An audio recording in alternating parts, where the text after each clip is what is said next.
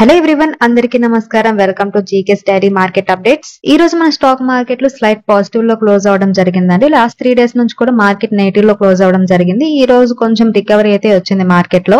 Nifty 50 ఈ రోజు 129 points పెరిగి 24,813 దగ్గర క్లోజ్ అయింది. అలాగే సెన్సెక్స్ 410 పాయింట్స్ పెరిగి 81,596 దగ్గర క్లోజ్ అవడం జరిగింది అనమాట. And Nifty mid cap and small cap లో కూడా బయింగ్ కనిపించింది.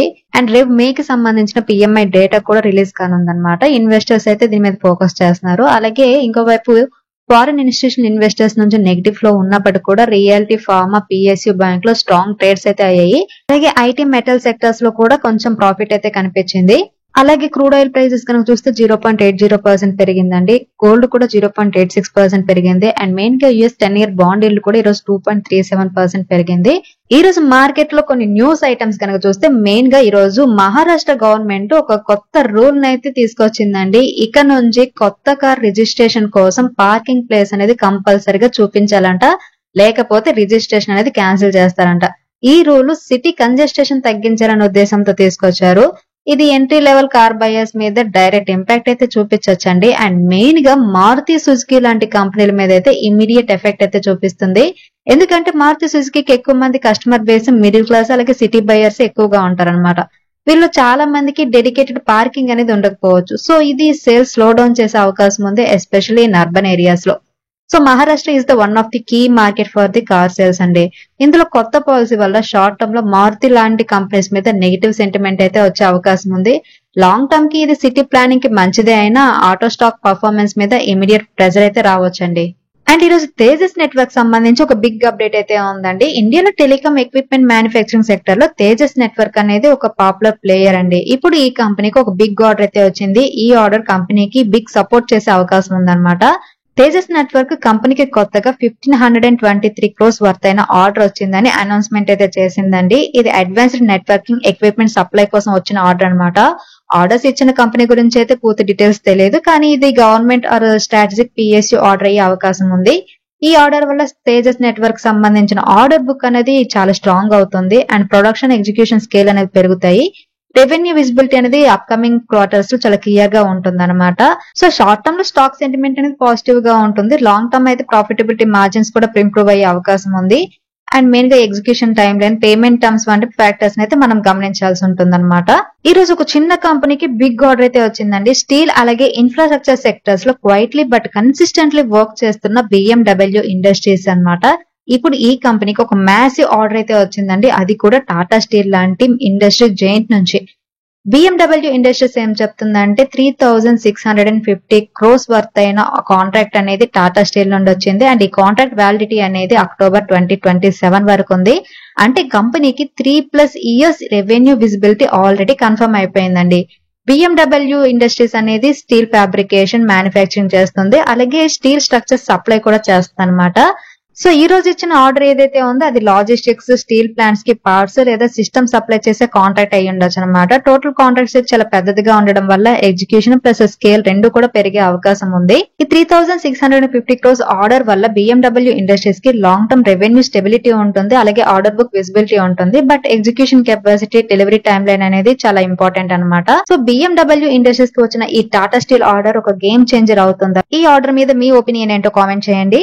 అండ్ ఈ రోజు ఒక స్మాల్ క్యాప్ కంపెనీకి కూడా ఇంకొక బిగ్ ఆర్డర్ వచ్చిందండి. ఇండియాలో infra and civil engineering sector లో వర్క్ చేస్తున్న ఒక ప్లేయర్ పటేల్ ఇంజనీరింగ్ అనమాట. ఇప్పుడు ఈ కంపెనీకి హైడ్రో పవర్ ప్రాజెక్ట్ లో స్ట్రాంగ్ ఆర్డర్ అయితే వచ్చింది.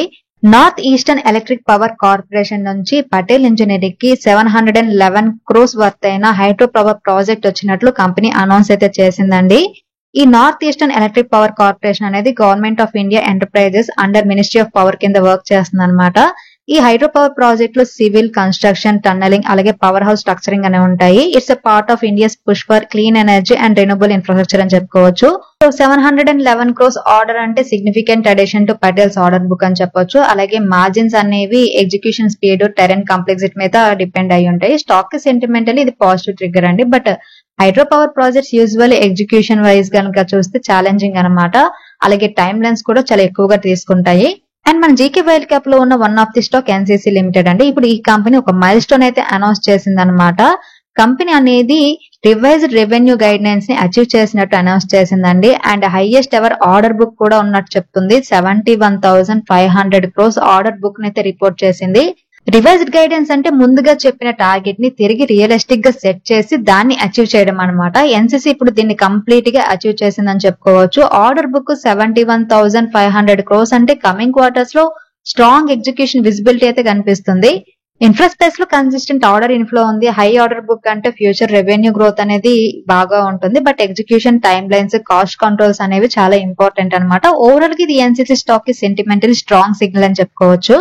అండ్ ఈ రోజు కొన్ని కంపెనీస్ Q4 రిజల్ట్స్ అనౌన్స్ చేసాయండి. అందులో one of the company textile, paper and home furnishing sector లో వర్క్ చేస్తుంది. ఆ కంపెనీ ఏంటో తెలుసా? ట్రిడెంట్ అండి. ఈ కంపెనీ Q4 రిజల్ట్స్ అయితే అనౌన్స్ చేసింది అండ్ సాలిడ్ టర్న్ ఓవర్ అని చూపించింది. అండ్ ఎవ్రీ నెంబర్ కూడా చాలా స్ట్రాంగ్ గా ఇండికేట్ చేస్తుంది అనమాట. అండ్ కంపెనీ నెట్ ప్రాఫిట్ కనుక చూస్తే ఇయర్ ఆన్ ఇయర్ అనేది 2.3 times పెరిగిందండి. లాస్ట్ ఇయర్ ఇదే క్వార్టర్ లో company 56 crores net profit post చేస్తే ఇప్పుడు 133 crores నెట్ ప్రాఫిట్ పోస్ట్ చేసింది. మ్యాసివ్ జంప్ ఉందన్నమాట. And revenue year on year 10.8% పెరిగి 1,864 crores పోస్ట్ చేసింది.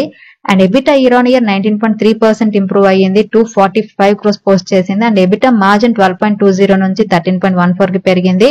సో ఆపరేషన్ ఎఫిషియన్సీ కూడా చాలా ఇంప్రూవ్ అయిందని చెప్పుకోవచ్చు. సో ఓవరాల్ గా చూస్తే కంపెనీ బెటర్ పర్ఫార్మెన్స్ కి మెయిన్ గా టెక్స్టైల్ అండ్ టవల్ సెగ్మెంట్స్ అనేవి బాగా పర్ఫార్మ్ చేశాయి. ఎక్స్పోర్ట్ ఆర్డర్స్, కాస్ట్ కంట్రోల్ అనేది బాగా చేసిందని చెప్పుకోవచ్చు. And production scale, value added products మీద ఫోకస్ పెట్టడం వల్ల ప్రాఫిటబిలిటీ కూడా బాగా పెరిగింది అనమాట.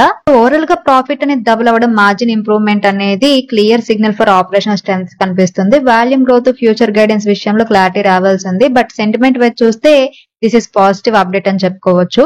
అండ్ ఎలక్ట్రిక్ పవర్ సెక్టర్ కి ఫైనాన్సింగ్ చేసే company power finance corporation PFC limited కూడా ఈ రోజు Q4 రిజల్ట్స్ అనౌన్స్ చేసిందండి. కంపెనీ రిజల్ట్స్ కనుక చూస్తే ముందుగా net profit year on year 10.6% growth ఉంది.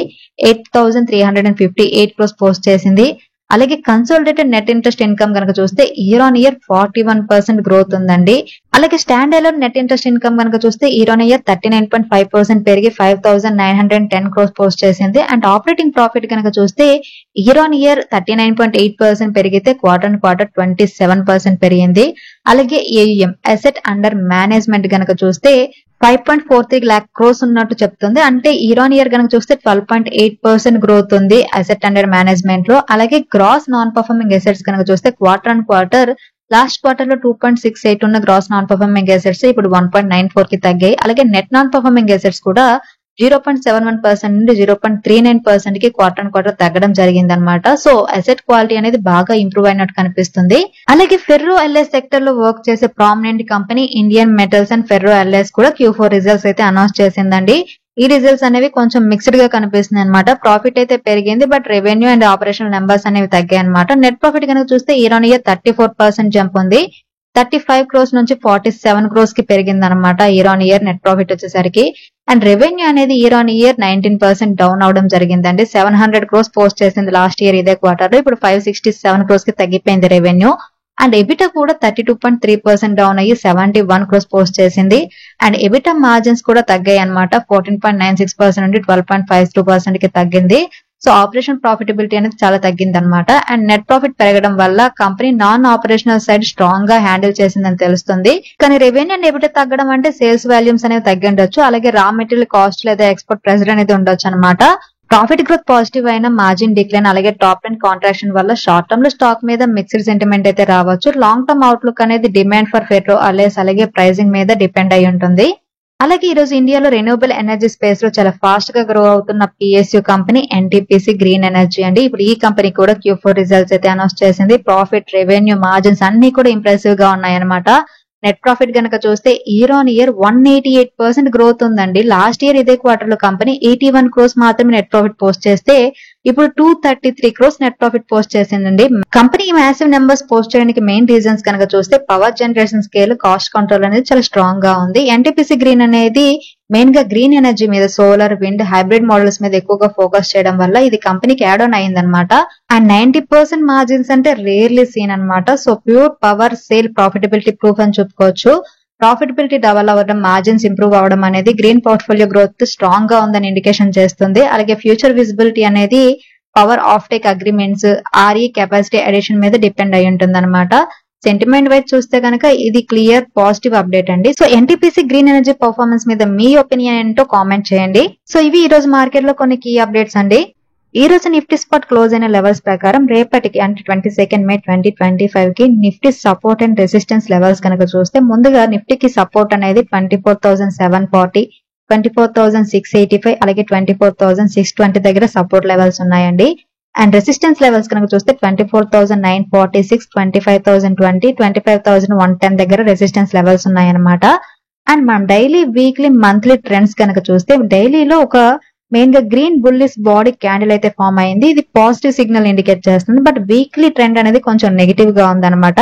అండ్ మంత్లీ ట్రెండ్ కనుక చూస్తే పాజిటివ్ గా ఉంది. సో ఓవరాల్ గా మనం కన్సల్టేట్ చేస్తే ట్రెండ్ అనేది నిఫ్టీది స్లైట్ పాజిటివ్ అని చెప్పుకోవచ్చు. డైలీ వీక్లీ ట్రెండ్ ప్రకారం కనుక Nifty in case 24,820 above trade అయితే మాత్రమే లాంగ్స్ కి వెళ్ళొచ్చండి. టార్గెట్స్ 25,130. అలా కాకుండా నిఫ్టీ గనక 24,770 బిలో ట్రేడ్ అయింది అనుకోండి షార్ట్స్ కి వెళ్ళొచ్చు. టార్గెట్ 24,560. ఇది ఈ రోజు వీడియో అండి. ఈ వీడియో కేవలం ఎడ్యుకేషన్ అండ్ ఇన్ఫర్మేషన్ పర్పస్ మాత్రమే చేసింది. Thank you for watching. Have a good day.